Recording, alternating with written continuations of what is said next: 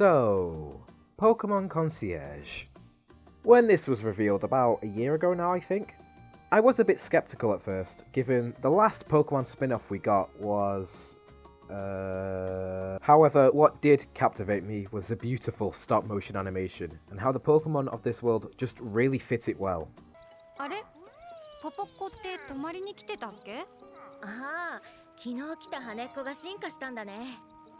So here's me.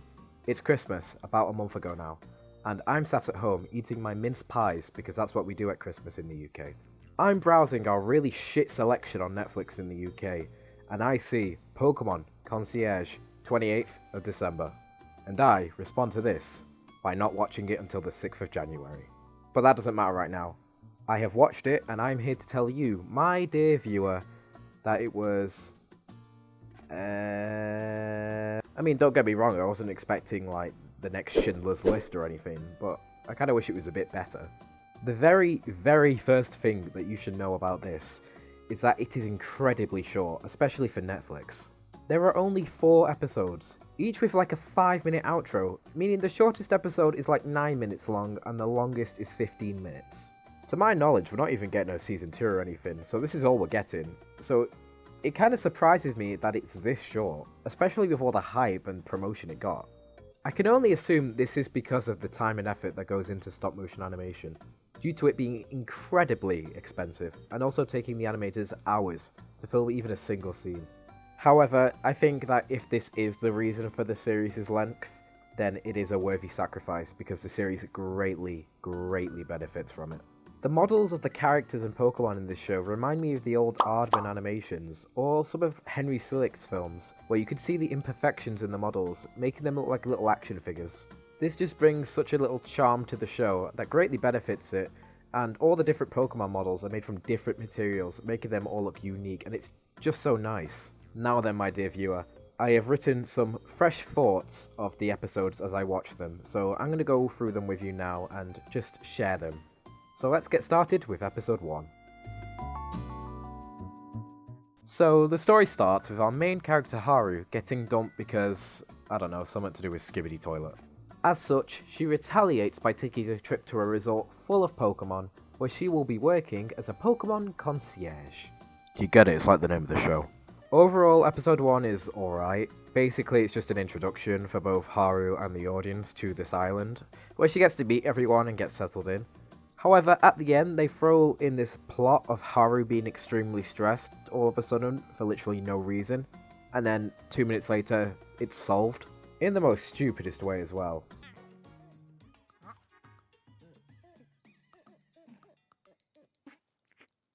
Haru-san? どうしたの? いや、面白くて。 This plot point just feels extremely out of place because it comes out of nowhere and ends out of nowhere. It just feels like they were trying to get the episode to meet the literal minimum requirement to be considered an episode of a TV show.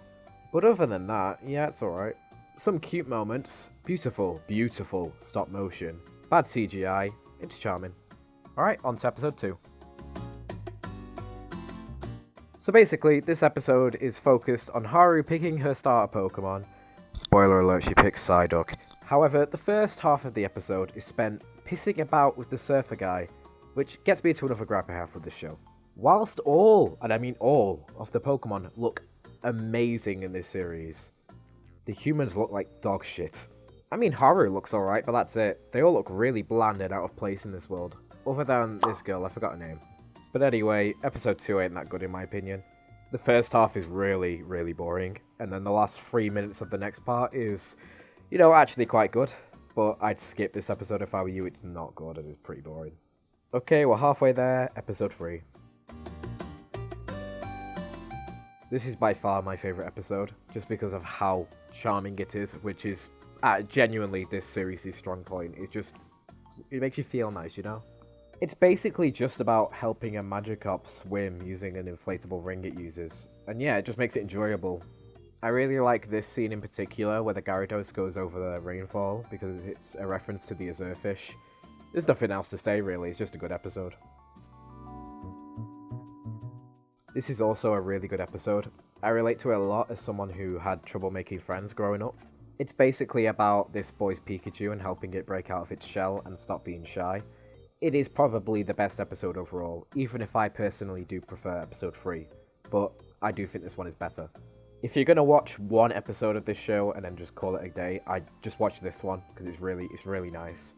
And also, if you watch it in the Japanese sub, you will actually know the Pokemon's name because Pikachu is the only one that has the same name.